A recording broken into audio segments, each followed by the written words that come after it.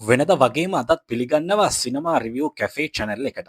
අද ගෙනාවේ 2017 වසරේ අවසානයේ සිනමාවට ආපු කොරියානු විශිෂ්ට සිනමා නිර්මාණයක්. සාම්ප්‍රදායික චිත්‍රපටවලින් බැහැරව යන කතා නිර්මාණයක් විදිහට ජනප්‍රිය Along with the Gods චිත්‍රපටිය ප්‍රේක්ෂකයින් විශාල ප්‍රමාණයක් පළමු දිනේදීම ආකර්ෂණය කර ගැනීමට සමත් වෙලා තියෙනවා. කොරියාවේදී බොක්ස් ඔෆිස් වාර්තා ලැබීමටත් මාස 4ක් වැනි සුළු කාලයක් තුළදී පැවැත්වීමට නියමිත සිනමා උළෙලවල් 7ක නම ඇතුළත් කර ගැනීමටත් සමත් වෙලා තියෙනවා. ඒ වගේම ඒ කාලය ඇතුළත IMDb වල 7.4 අගයක් ලබාගෙන තියෙනවා. කොච්චර සුපිරි සිනමා සිත්තමක්ද කියලා දැනගන්න නම් මේක බලලම තමයි තීරණය කරන්න වෙන්නේ. චිත්‍රපටයේ වියදම ගැන කිව්වොත් ඇමරිකානු ඩොලර් මිලියන 37ක වියදමක් කරලා වගේම ඇමරිකානු ඩොලර් මිලියන 109ක ආදායමකුත් ලබලා තියෙනවා.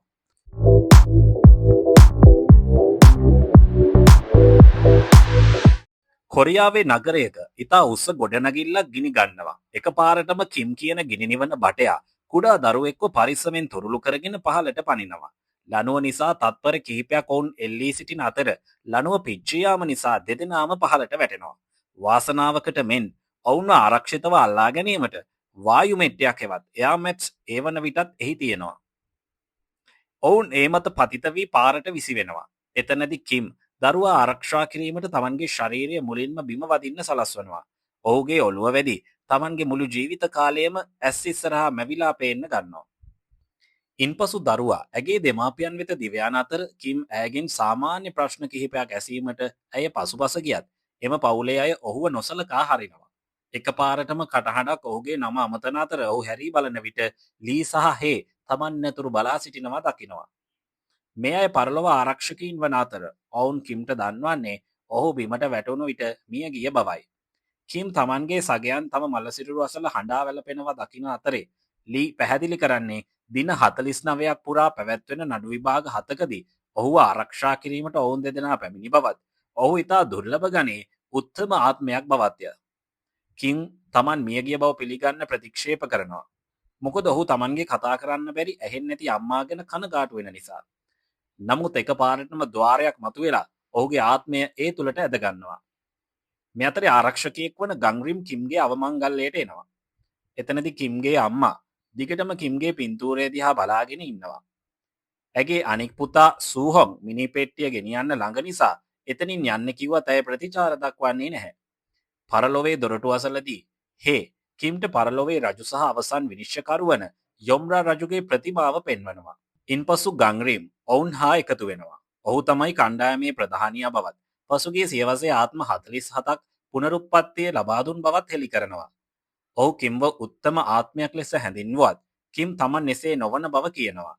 නමුත් හැමෝම ඔහුට ඉඩ දීලා පාර හදනවා. ලී කිම්ගේ මරණ ටිකට් පත දොරටුවේ යන්ත්‍රයට ඇතුළු කළ විට කිම් ගෞරවනීය උත්තම ආත්මයක් බව තහවුරු වෙනවා. මෙය වසර 19කට පසුව සිදු වූ දෙයක්. ඔහුට මෙම නාමය ලැබී ඇත්තේ අන් අයෙකු බේරා ගැනීමට උතුම් මරණයක් ලැබූ නිසා වන අතර මෙයින් අදහස් වන්නේ ඔහුගේ පුනරුත්පත්තියේ අවස්ථා ඉහළ බවයි. කණ්ඩායම දින 49ක් තුළ නිරේ මට්ටම් 7 හරහා යා යුතු අතර කිම් සියලු මට්ටම් සමත් වුවහොත් ඔහුට පුනරුත්පත්තිය ලැබෙනවා. එක් පුද්ගලයා සඳහා නිරේ මට්ටම් තියෙන වෙනස් අනුපිළිවෙලකට. ඒ තීරණය කරන්නේ ආත්මයන්ගේ පව්වල බරපතලකම අනුව යොම්රා රජු විසින්. කණ්ඩායම පාලමක් කරා ගමන් කරන විට හේ බියට පත්වෙනවා. මක් නිසාදයක් ඔහු මිනීමැරුම් නිරයේ ගිනිකන්ද හඳුනා ගන්නා නිසයි. මෙම නඩු විභාගයේදී විනිශ්චය කරන ආත්මය වක්‍රාකාරව හෝ සිදු කළ මරණ ගැන සලකා බලනවා. ලී කිම්ගේ ඉතිහාසය පරීක්ෂා කර බලන අතර ගින්නක් අතරතුර සගයෙකු බේරා ගැනීමට ඔහු සමත් වූ බව සොයා ගන්නවා. හදිසියේම පොළොව විවෘත වී කිම් ලාවාවලින් වට වූ කණුවක් මත තමන් සිටිනවා දකිනවා. ආත්මයන් ඉහළට නැගීමට උත්සාහ කරන අතර කිම් ඔවුන්ට උදව් කිරීමට උත්සාහ කළත් මිනීමැරුම් නිරේකි රෙවියෝ කෑගසන විට ඔහු ඔවුන්ව අත්හරිනවා. නඩු පවරන්නන් නඩුව කියවන අතර කිම් මිය යමින් සිටි සගයෙකු අතහැර දැමූ බව පැහැදිලි කරනවා. ඔහුගේ දෙගඩියාව සහ ආරක්ෂා පිළිබඳ ආශාව නොතිබුණා නම් ඔහු වේගයෙන් ගොස් අනික් ගිනි නිවන බටහාව බේරා ගනු ඇත. නමුත් ඊට පෙර ගොඩනැගිල්ල පුපුරා ගියා. වක්‍ර මිනීමැරුම් සඳහා සාමාන්‍යයෙන් වසර 50ක දඬුවමක් නියම කෙරුණත් කිම් උත්තම ආත්මයක් නිසා ඔහුට ලැබෙන්නේ වසර 5යි. ගම්රිම් වහාම කිම්ගේ ආරක්ෂාවට ඉදිරිපත් වී ඔහුගේ සගයාගේ අවසන් වචන මොනවාදයි අසනවා. කිම්ට මතකයි ඔහු තම මිතුරාට උදව් කිරීමට උත්සාහ කළ නමුත් ඒ පුද්ගලයා මුලින්ම තුවාල වූ සිවිල් වැසියන්ට උදව් කරන ලෙස පැවසූ බව. මොකද එතකොට ගින්න පාලනය කිරීම පහසු වන නිසා. ඉන්පසු ගම්රිම් පෙන්වා දෙන්නේ එදා කී මිනිසුන් 8 දෙනෙකු බේරාගත් බවත්. වීරයෙකු ලෙස ප්‍රවෘත්තිවල පවා පළ වූ බවත්ය. ඔහු තම සගයා සමග නැවතී සිටියා නම් ඔහුට එය කළ නොහැකි වනු ඇත. මේ නිසා මිනීමැරුම් නිරයේ දෙවියා කිම් නිර්දෝෂී බව තීරණය කරනවා. ඉන්පසුව කණ්ඩායම් ගඟක් තරණය කර අලසකමේ නිරයට යාමට නැවකට නගිනවා. එහිදී ඔහු තම ජීවිතය උපරිමයෙන් ගත කළ බව ඔප්පු කළ යුතුයි. ඔවුන් ගමන් කරන අතරතුර කිම් පවසන්නේ තමන්ට පුනරුත්පත්ති අවශ්‍ය නැති බවත්. ඔවුන් මේ කරන්නේ ඇයිදයි කල්පනා කරන බවත්ය. ලී පැහැදිලි කරන්නේ ඔවුන් සියවසක් තුළ ආත්ම 49කට පුනරුත්පත්තිය ලැබීමට උදව් කළහොත් ඔවුන්ටද පුනරුත්පත්තිය ලැබෙන බවයි. සාමාන්‍ය ආත්මයන්ට සියලුම නඩු විභාග සමත් වීම ඉතා අපහසු නිසා ඔවුන්ගේ 48 වෙනි ආත්මය ලෙස උත්තම ආත්මයක් ලැබීම කණ්ඩායමට වාසනාවක් වුණා. හදිස්සියේම ඉතා බියකරු රාක්ෂයන් වතුරෙන් පැන නැවට පහර දීමට උත්සාහ කරනවා. නමුත් හේ ඉක්මනින්ම ඔහුගේ කඩුවලින් පහර දී ඔවුන් ආපසු හරවා යවන අතර මේ සත්තු ආත්ම අල්ලා ගැනීමට කැමැති බව පහදලි කරනවා. ඔවුන්ට අලුත් ආත්මයන්ගේ ඇස් දෙස බැලීමෙන් ඔවුන්ව හඳුනා ගත හැකි. ඔවුන් පැමිණීමට පෙර ගම්රිම් කිම්ට කියනවා අලසකමේ දේවතාවියට කවදාවත් උත්තර දෙන්න එපා කියලා. අලසකමේ නඩු විභාගයේ තියෙන්නේ විශාල දිය ඇල්ලක් අසල. ලී කිම් කවදාවත් කම්මැලි නොවූ බව පවසමින් ලස්සන කතාවක් කරනවා. ජීවිතයේ දිය ඇල්ල මත දිස් වෙනවා. මී වැසි වදයකට මුහුණ දීම, ගම් වතුරකදී සතුරන් බේරා ගැනීම, ගොඩනැගිල්ලක අද්දර සිට පූසෙකු බේරා ගැනීමට ගොස් තමන්ම වැටීම වැනි විවිධ සිදුවීම් එහි පෙන්වනවා. දේවතාවිය පැහැදෙන අතර මෙතරම් පිරිසකට උදව් කිරීමට ඔහු පෙළඹ වූයේ කුමක්දයි අසනවා. කිම් ඒ මොහොත විනාශ කරමින් පවසන්නේ ඒ සල්ලිවලට බවයි. මහත් බලාපොරොත්තු සුන් වූ දේවතාවිය කිම්ව දියඇල්ලෙන් පහළට තල්ලු කරන යාන්ත්‍රණයක් ක්‍රියාත්මක කරනවා. එහිදී ගංගා රාක්ෂයන් විසින් ආත්මයන්ව කා දමනවා හෝ දූපතක ඇති විශාල කුරුණු වලින් පොඩි කර දමනවා. හේ සහ ගංරිම් වේදිකාව අල්ලාගෙන සිටීමට වතුරට පනින අතර ගම්රිම් කිම්ගේ ජීවිතය පිළිබඳ තවත් තොරතුරු එකතු කරනවා. ඔහු අතිශයෙන් දුප්පත් වූ නිසා නිවාඩු දිනවල එළවලු බෙදා හැරීම, පිරිසිදු කිරීම වැනි අර්ධකාලීන රැකියා රාශියක්ද කිරීමට සිදු වුණා. කිම් ඔහුගේ මුළු වැඩිහිටි ජීවිත කාලය තුළම එක් දවසක්වත් නිවාඩු ගත්තේ නැහැ. මොකද ඔහුට ඔහුගේ අසනීප මවට අවශ්‍ය ප්‍රතිකාර කිරීම සඳහා සහ ඔහුගේ සහෝදරයාගේ නීති විද්‍යාල ගාස්තු සඳහා මුදල් අවශ්‍ය වුණා. කිම් කිසිවිටකත් ආත්මාර්ථකාමී නොවූ බව වටහාගත් දේවතාවිය කිම් නිර්දෝෂී බව තීරණය කරනවා. ඊළඟට කණ්ඩායමේ වංචාවේ නිරයට ළඟාවීමට තල වනාන්තරය හරහා යා යුතුයි. එහිදී ආත්මය තම ජීවිතයේදී පැවසූ බොරු විනිශ්චය කරනවා. කොළතලවලින් සෑදී ඇති නිසා ඔවුන් කිසිම දෙයක ස්පර්ශ නොකළ යුතුයි. ගංග්‍රිම් හදිසියේම කිම්ව ගසකට තල්ලු කරන අතර අතු වහාම ඔහු අල්ලා ගන්නවා. තල ඔහුව කපද්දී කිම් වේදනාවෙන් කෑ ගහනවා. ගම්රිම් ඔහුට බයින්නේ දේවතාවියට උත්තර දෙන්න එපා යයි Taman කී දේ කඩ කරමින් කතා කළ නිසා. ඉන්පසු හේ ඔහුගේ කඩු භාවිත කරමින් කිම්ව නිදහස් කරන අතර හැසිරෙන ලෙසද ඔවුන්ගෙන් ඉල්ලා සිටිනවා. ඔහු හෙළි කරන්නේ දේවල් අතිශයින් හොඳින් සිදු වුවහොත් පුනරුත්පත්තිය ලැබීමට පෙර ආදරය කරන කෙනෙකුගේ සිහිනයකින් පෙනී සිට සමු ගැනීමට කිම්ට අවස්ථාව ලැබෙනු ඇති බවයි. තම මව නැවත දැකීමේ අදහස නිසා කිම් මේ ගැන වඩාත් බැරෑරුම් ලෙස සිතනවා. කිම් උත්තම ආත්මයන් නිසා ගමනේ අවසාන කොටස ඉතා වේගයෙන් වනාන්තරය හරහා යන බෝට්ටුවකින් යාමට කණ්ඩායමට අවස්ථාව ලැබෙනවා. ආරක්ෂකයින් ගස් මත පලිගන්නා කුම්භාණ්ඩින් දකින අතර කිම්ගෙන් ඔහුගේ මව හැර වෙනත් ඥාතීන් සිටී දැයි අසනවා. කුම්භාණ්ඩින් ලංවන නිසා හේ සහ ගම්රිම් තම තල එළියට ගෙන ඔවුන්ව බිම හෙලන්නට පටන් ගන්නවා. පවුලේ සමාජිකයෙකු පලිගන්නා ආත්මයක් බවට පත්ව ඇති බවත් ඔවුන් පැහැදිලි කරනවා. ගම්රිම් රාශියකුගේ හිස කපා දමාන අතර එය බෝට්ටුව මතට වැටෙනවා. තවත් කුම්භාණ්ඩයෙක් බෝට්ටුවට පනිනවා. ඔවුන් ඒ සමග සටන් කරන විට ගම්රිම් වතුරට වැටෙන අතර තම කණ්ඩායම සමග රැඳී සිටීමට බෝට්ටුවේ අතර එල්ලී සිටීමට ඔහුට සිදු වෙනවා. හේ ඊළඟට පහර දෙන සියලු කුම්භාණ්ඩීන් මරා දැමීමට සමත් වෙනවා. ගම්රිම්ට නැවත බෝට්ටුවට නැගීමට කාලය ලබා දෙමින් ඉන්පසු හේ කිම්ව අල්ලා ගැනීමට ආසන්නව සිටි කුම්භාණ්ඩයාට තලයක් විසිකර එය කන්දේ පැත්තක වදිනවා. එයින් නායාමක් සිදුවී ඔවුන් පිටුපස දිය පහර අවහිරවනවා. බොහෝ කුම්භාණ්ඩීන් පොඩි වී යන අතර අනෙක් අයට ඔවුන් පසුපස පැමිණිය නොහැකි. දැන් හේට නිගමනය කළ හැක්කේ කිම්ගේ සහෝදරයා හෝ ඔහුගේ මව වෛරයකින් මියගොස් ජීවමාන ලෝකයේ සැරිසරන බවයි. ඔවුන් ගොඩබිමට ළඟා වූ විට කිම්ගේ දැස් බඳිනවා. ගම්රිම් තමන් වෙනත් මාර්ගයක යන බව නිවේදනය කරන අතර අවශ්‍ය නම් නඩු විභාගය ප්‍රමාද කරන ලෙසත් අනෙක් ආරක්ෂකයින්ට පවසනවා. ඉන්පසු ගම්රිම් ජීවමාන ලෝකයට ගොස් තම බලය භාවිත කර රජයේ කාර්යාලයකට ටෙලිපෝට් වෙනවා. ඔහු එම ස්ථානයේ මතකයන් සොයන අතර සූහොන් තම මව සමග කිම්ගේ පෞද්ගලික භාණ්ඩ සහිත පෙට්ටියක් ලබා ගන්න ආකාරය දකිනවා. මව පෙට්ටියෙන් පරණ පැලයක් ගන්නා අතර සූහොන් එයා මැරිලා නිසා විසිකරන ලෙස පවසමින් ඇයට බනිනවා. නමුත් ඇය එය ප්‍රතික්ෂේප කරනවා. ඊළඟට ගම්බ්‍රිම් පවුලේ මහල් නිවාසයට ටෙලිපෝට් වී පැලේ මතකයන් බැලීමට ස්පර්ශ කරනවා. කිම් තම මව අතහැර දමා ඇති නිසා සූහොන් කෝපයෙන් සිටින බව ඔහු සොයා ගන්නවා. ගම්බ්‍රිම් පුදුමයට පත් කරමින් මවට ඔහුව පේනවා. ඒ කියන්නේ ඇය මරණයට ආසන්න බවයි. ඔහු සංඥා භාෂාව භාවිත කරමින් කිම් විසින් බේරාගත් පුද්ගලයෙකු ලෙස පෙනී සිටමින් ශෝකය ප්‍රකාශ කිරීමට පැමිණි බව මවා පානවා. මව ඔහුව වැළඳගත් පසු ඔහු සමුගැනීමට මොහොතක් තනිව සිටීමට ඇගෙන් ඉල්ලා සිටිනවා. දැන් ගම්බ්‍රිම්ට ඔහුගේ තලය භාවිතා කර කුම්භාණ්ඩ්‍යාව කැඳවිය හැකි. ඒ සුංහොම් බව හෙළි වෙනවා. ගම්බ්‍රිම් අසල්වැසි ප්‍රදේශය ආවුව ලෝබැඳීමට පටන් ගන්නවා. කුම්භාණ්ඩ්‍යා තමන් පසුපස හිමකැට තබන බව ඔහු දකිනවා. ඔහුගේ තලයෙන් පහර දෙමින් වැඩක් වෙන්නේ නැහැ. සූහොන් පැනයාමට සමත් වෙනවා. පරලොවේදී කිම්ට ඇස් බැඳීම එපා වියේ ගලවනවා. එයින් තවත් කුම්භාණ්ඩීන් පෙනී සිටිනවා. කෙසේ වෙතත් යොම්රා රජු සමග පැමිණෙන විශාල ආරක්ෂකයින් දෙදෙනෙකු විසින් එම සත්වයන් ඉක්මනින් මරා දමනවා. කිම් තම දේශයට කුම්භාණ්ඩීන් ගෙනාවේ ඇයිදැයි යොම්රාට දැනගැනීමට අවශ්‍යයි. හේ පැහැදිලි කරන්නේ ගම්බ්‍රිම් ඒ වන විටත් පරීක්ෂණ පවත්වමින් සිටින බවත් සාමිය ගෙනීම සඳහා කුම්භාණ්ඩයාගේ ආත්මය විනාශ කරන බවත්ය. තවමත් මියගියේ තම මවයයි සිතන කිම් යොම්රා වෙත දිවගොස් ඇයව ආරක්ෂා කරන ලෙස ඉල්ලා සිටිනවා. කේට කිම්ව අපසු ඇද ගැනීමට සිදුවන අතර ලී රජුගෙන් සමාවා ඉදිනවා. ගම්බ්‍රිම් ඉක්මනින් ඔහුගේ කාර්ය අවසන් නොකළහොත් තමන්ම ජීවමාන ලෝකෙට යන බව රජු පවසනවා. ජීවමාන ලෝකයේ ගම්බ්‍රිම් හමුදා කඳවුරකට ගොස් සොල්දාදුවන් සූහොන් තම සහෝදරයා නිසා පැනගිය බව කතා කරනවා. හරියට ඔහු මියගිය බව ඔවුන් නොදන්නවා වගේ. අතීතාවර්ජන වලින් පෙන්වන්නේ සූහොන් තම කණ්ඩායමට හොඳ මිතුරෙකු සහ දක්ෂ සොල්දාදුවෙකු වූ බවයි. ගම්බ්‍රිම් උසස් නිලධාරියෙකු ලෙස පෙනී සිට ලුතින පාක්ගෙන් ප්‍රශ්න කරනවා. ඔහු සූහොන් කොහෙදැයි නොදන්නා බව පවසනවා. නැවත පරලොවට ආරක්ෂකයින්ට තවදුරටත් කාලය ගත කළ නොහැකි අතර කිම් වංචාවේ නඩු විභාගය හරහා යා යුතුයි. මතකයන් පෙන්වන්නේ කිම් තමන් බේරා ගැනීමට අසමත් වූ මිනිසාගේ දියණියට ඇගේ පියා ලෙස පෙනී සිටමින් ලිපි 98ක් ලියා ඇති බවයි. ඇය තරම් කුඩා අවදියේ දුක් විඳින්නේ නැතිවීමටයි. කෙසේ වෙතත් ඇය ලිපි ව්‍යාජ බව සොයාගෙන දැඩි බලාපොරොත්තු සුන් වෙනවා. කිම්ට කුමක් කියන්න දැයි නොතේරෙන නිසා වංචාවේ නිරේ දේවතාවිය ඔහුව වැල්වලින් අල්ලාගෙන ඔහුගේ දිව කපා දමන බවට තර්ජනය කරනවා. හේ තම ප්‍රධානයාගෙන් ටෙලිපති මගින් නොදව් ඉල්ලනවා.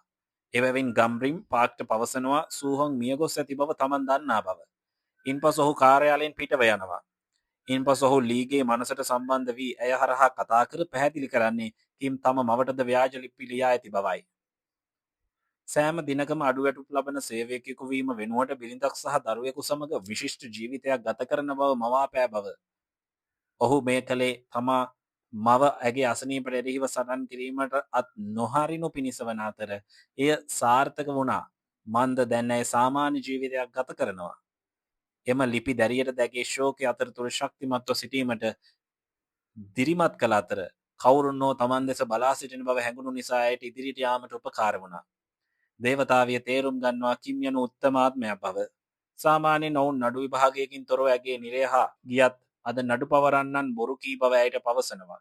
ඇය කිම් නිර්දෝෂී බව ප්‍රකාශ කරන අතර කණ්ඩායම පිටව යනවා. ඔවුන් පිටතට යන අතරතුර කිම් පැහැදිලි කරන්නේ තමන් පුදුම කිරීමක් ලෙස මිලදීගත් නමුත් ඇයට දීමට නොහැකි වූ රයිස් කුකර් එක ගැන පැවසීමට තම මව දැකීමට දැඩි උමනාවකින් සිටින බවයි. එය ඉතා වැදගත්. මන්ද ඇගේ අමතක වීමේ රෝගී නිසා ඇය මුට්ටි දූසිම් ගණන් පුළුස්සා ඇතත් ඇය කිසි විටකත් තම පුතුන් සඳහා ඉවුම් පිහුම් නතර කළේ නැහැ. ලී දන්නවා ඔහු කුක එක තුළ ලිපියක් සඟවා ඇති බව. නමුත් එහි තිබුණේ ඇත්ත. ඒ මොහොතේ ద్వාරයක් විවෘත වන අතර ගම්බ්‍රිම් පෙනී සිට කිම්ට පවසන ඔහුගේ මවත් සහෝදරයාත් හොඳින් සිටින බව.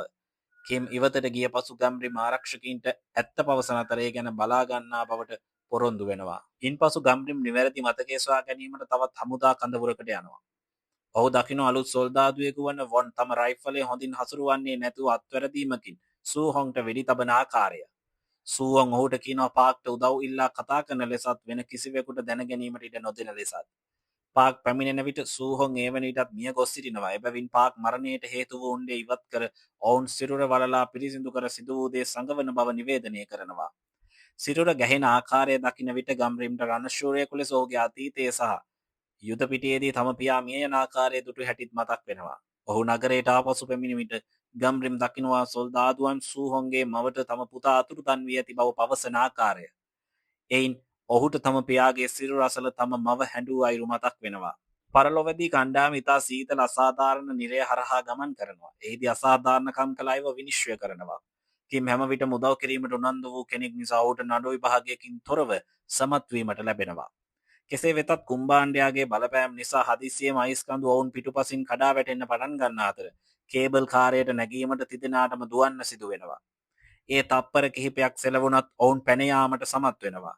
ගමන අතරතුර ලී කිම්ට පවසන අයිස් කුට්ටිවල සිටින ආත්මයන් යනු අවශ්‍යතා ඇති අයට උදව් නොකළ සිත්පිත් නැති මිනිසුන් බව.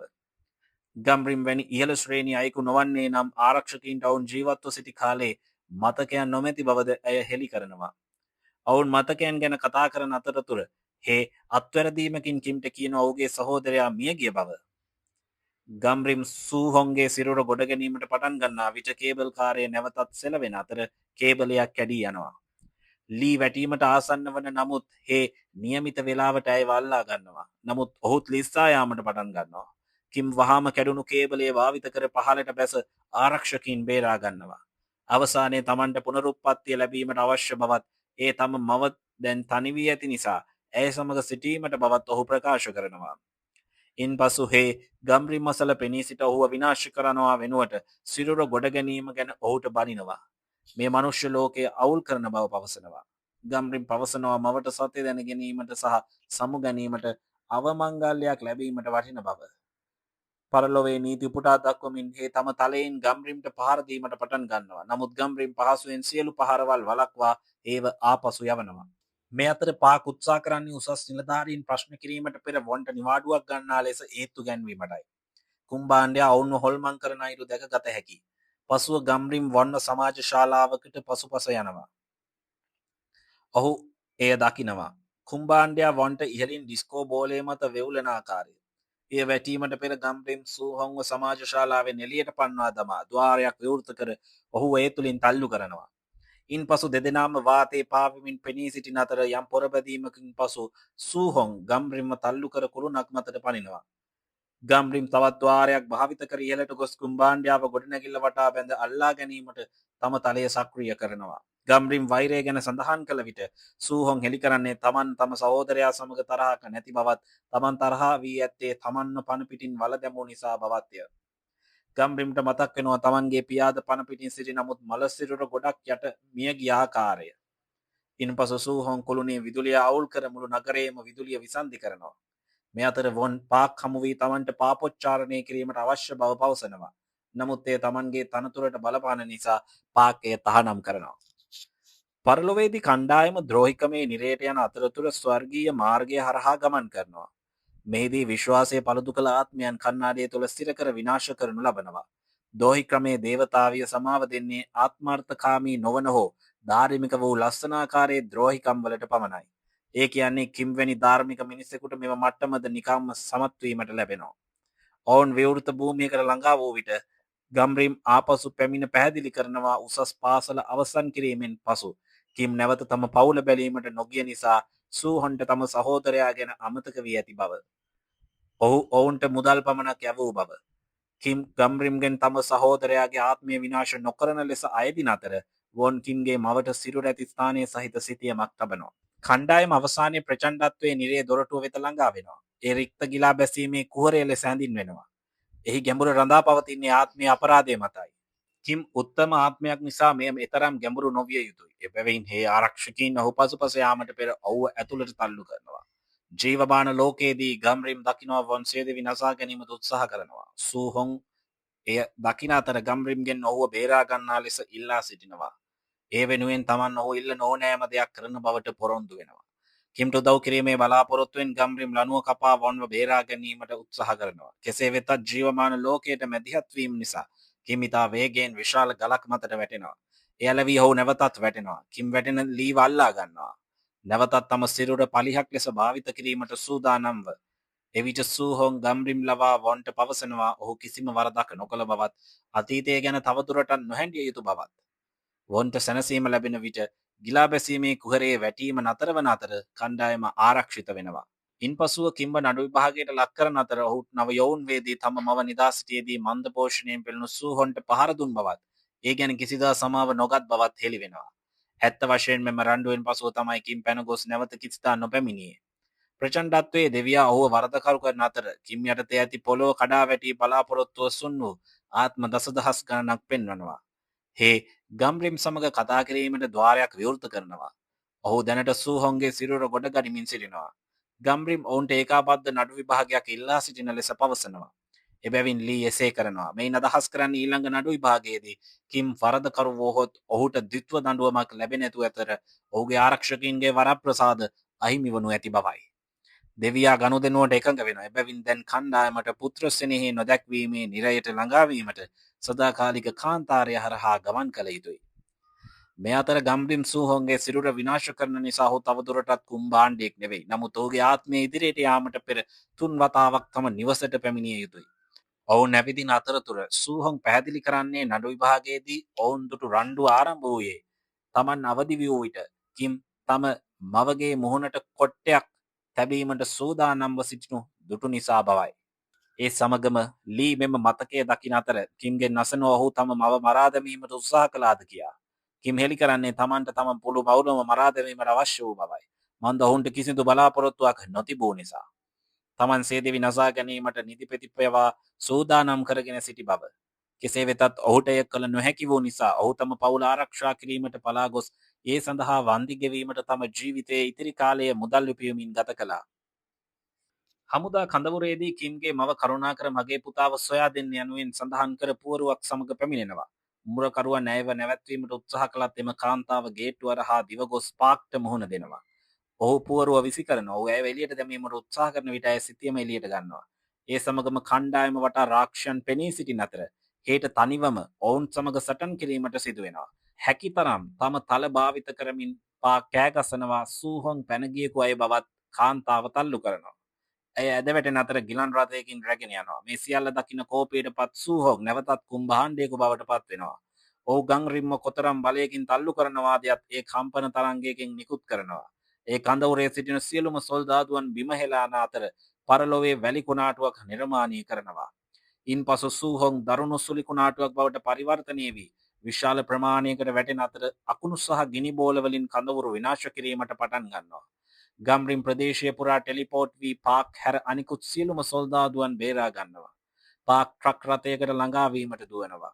ඔහු පලා යාමට උත්සාහ කළත් සුලි කුණාටුව ට්‍රක් රථය ඔසවනවා. සූහොන් එයට පහර දී විනාශ කරනවා. පාක් බිමට වැටෙන නිසා ගම්රිම් ඔහු අල්ලා ගැනීමට පයින්නවා. නමුත් එන ට්‍රක් රථයෙන් ඔහුව තල්ලු වී යනවා. අකුණක් පාක්ට වැදී ඔහු සීසුන් වන නිසා සූහොන්ට ඔහු අල්ලා ගත හැකි. බලාපොරොත්තු සුන් වූ ගම්රිම් හේට කතා කරනවා. ඔහු හදිස්සියම පෙනී සිට පාක්ව බේරා ගැනීමට සුලි කුණාටුවේ මැදට පනිනවා. පරලොවේදී කිම් ලීව පස්සෙකට තල්ලු කරනවා. මන්ද ඔහු වඩදිය බාදිය සහිත වැල්ලේ ගිලෙන්න පටන් ගන්න නිසා. සූහොන් ගම්රිම්ට සහ පාක්ට පහර දීමට සූදානම් වන විට ඔහුට හේගේ ద్వාරය හරහා ලීගේ මම්මුලා සහගත හැඬුම් ඇසෙන අතර තම සහෝදරයා සම්පූර්ණයෙන්ම ගිලී යනවා දුටු විට ගල් ගැහෙනවා. මෙම අවධානය වෙනතකට යොමු වීම නිසා ගම්රිම්ට තම තලයෙන් සූහොන්ට පහර දී ඔහුව නැවත සාමාන්‍ය ආත්මයක් බවට පත් කිරීමට හැකි වෙනවා. නැවත කාන්තාරයට පොළොවෙන් ගල්වයුයන් මතුවන අතර කිම් වඩදිය බාදිය සහිත වැල්ලෙන් ආරක්ෂිතව නිදහස් වෙනවා. මරණයේ දෙවියත් යොම්රා රජුමයි. ඔහු වහාම කිම් තම මව මරා දැමීමට උත්සාහ කිරීම සම්බන්ධයෙන් වරදකරු බව ප්‍රකාශ කරනවා. ලී කිම්ව ආරක්ෂා කිරීමට උත්සාහ කරන විට යොම්රා හෙළි කරන්නේ එදින රාත්‍රිය මව නිදාගෙන සිටියාසේ මවාපෑ බවයි. ඇයට අවශ්‍ය වූයේ තම දරුවන්ට තමන්ව රැකබලා ගැනීමට සිදු නොවී සාමාන්‍ය ජීවිතයක් ගත කිරීමටයි. එබැවින් ඇය තම පුතාටම ඝාතනය කිරීමට ඉඩ දෙනු ඇත. මේ ඇසීමෙන් කිම් දැඩි ලෙස කම්පනයට පත්වී දනගසා තමන් දඩුවම් ලැබිය යුතු බවට එකඟ වෙනවා. නඩු පවරන්නන් දඩුවම් කියවීමට පටන් ගන්නා විට කාන්තාරයේ කඩා වැටෙන්න පටන් ගන්න අතර ඔවුන්ට අම්මා යන කටහඬක් දැසෙනවා. පෙනී යන්නේ සූහොන් මේ සියල්ල ద్వාරය හරහා දුටු බවත් තම මවගේ සිහිනෙන් ඇය හමුවීමට ගම්රිම්ගෙන් ඉල්ලා සිටි බවත්. සූහොන් ඇයට තම අලුත් විසිතුරු වස්ත්‍ර පෙන්වා තමන් ස්වර්ගයේ නඩු පවරන්නෙකු වූ නිසා තවදුරටත් ඇයව හමුවීමට පැමිණිය නොහැකි බව පැහැදිලි කරනවා. කිම් ඔවුන් වෙනුවෙන් තම මුළු ජීවිත කාලයම වැඩ කළ ආකාරය විස්තර කරමින් ඔහු හඬා වැළපෙන අතර තම සහෝදරයාට සමාව දෙන ලෙසත් ඇයගෙන් ඉල්ලා සිටියත් තම මව කතා කරනවා ඇසී ඔහු ගල් ගැහෙනවා. ඇය පවසනවා තම පුතුන් කිසිම වරදක් නොකළ බවත් සියල්ල මවක් ලෙස අසමත් වූ තමන්ගේ වරද බවත්ය.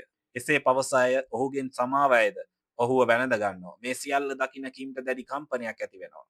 යොම්රා පැහැදිලි කරන්නේ ජීවමාන ලෝකයේදී සමාව දුන් පාපයක් පරලොවේදී විනිශ්චය කළ නොහැකි බවයි. ඒ කියන්නේ කිම් නිර්දෝෂී වන අතර පුනරුත්පත්තිය ලබා දෙන බවයි. ආලෝක කදම්බයක් කිම් වෙත ළඟා වෙන විට ඔහු අතුරුදන් වීමට පෙර ලීට ස්තුති කරනවා.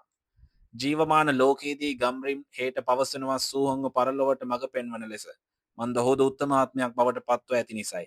හිටපු කුම්බාණ්ඩයෙකු උත්තමාත්මයක් වීම ගැන ඒ විරෝධය පෑමට පටන් ගත් විට ගම්රිම්ට වැටෙනවා තමන්ව නැවැත්වීමට උත්සාහ කළ හේ යනු වෙස්වලාගත් යොම්රා බව. පසුව රෝහලේදී ගම්රිම් කිම්ගේ මවට පාර්සලයක් තබා යනවා. ඒ රයිස්කුක එක සහ ඇත්ත පිළිගනිමින් කිම් ලියූ අවසන් ලිපියයි. කෙසේ වෙතත් එම කාන්තාව ඒට ආදරය කරන අතර පරණ පැළයේ මල් පිපෙන්නට පටන් ගන්නවා. පරලොවේදී ගම්රිම් තම කණ්ඩායමට පවසනවා සූහොන් ඔවුන්ගේ 49 වැනි පුනරුත්පත්තිය වනු ඇති බව. ඉන්පසු ඔහු සහ හේ රජු හමුවීමට ලබා ගැනීම සඳහා කාන්තාරයේ සිටින සියලුම ආරක්ෂකයින් සමග සටන් කිරීමට සූදානම් වෙනවා. එහෙනම් මේ වගේ තවත් සුපිරි මූවි එකකින් හමුවෙමු. මේ ෆිල්ම් එක ගැන ඔයාගේ අදහස් කමෙන්ට් කරන්න. ඒ වගේම යාළුවන්ට දැනගන්න ෂෙයා කරන්නත් අමතක කරන්න එපා.